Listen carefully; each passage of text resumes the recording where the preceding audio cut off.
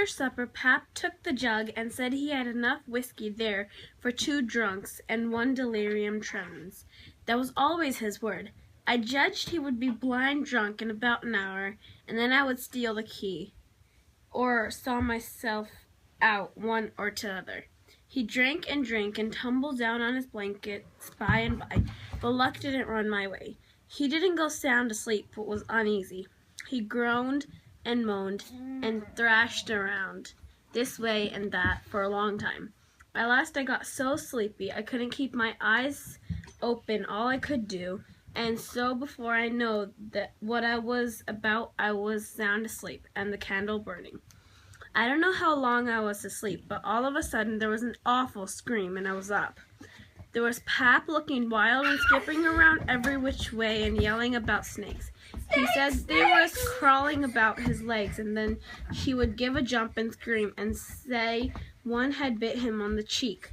But I couldn't see no snakes. He started and run around and round the cabin, hollering, "Take him off! Take him off! Take him off! He's biting me on the neck!" He's biting me on the neck! I never see a man look so wild in the eyes.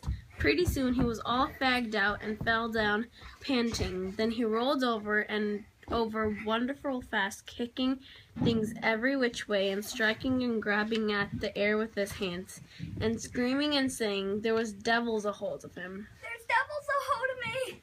He wore out by and by and laid still a while moaning.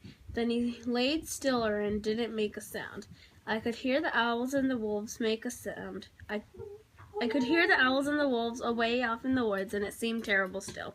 He was laying over by the corner. By and by he raised up part way and listened, with his head to one side. He says very low, "Tramp, tramp, tramp, that's the dead. Tramp, tramp, tramp. They're coming after me. They're coming after me! But I won't go. Oh, they're here. They're here! Oh, don't touch me. Don't. Touch me, don't! Hands off. They're cold. Let go.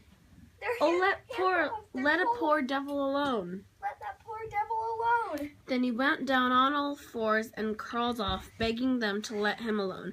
And he rolled himself Please, leave me alone! himself up in his blanket and wallowed in under the old pine table, still a-begging.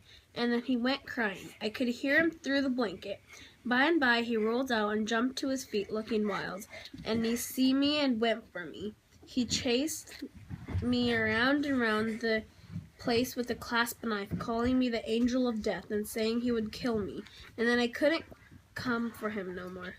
I begged and told him I was only Huck, but he laughed such a screechy laugh and rolled and cast and kept on chasing me up. Once when I turned short and dodged under his arm, he made a grab and got me by the jacket between my shoulders, and I thought I was gone, but I slid out of the jacket quick as lightning and saved myself. Pretty soon he was all tired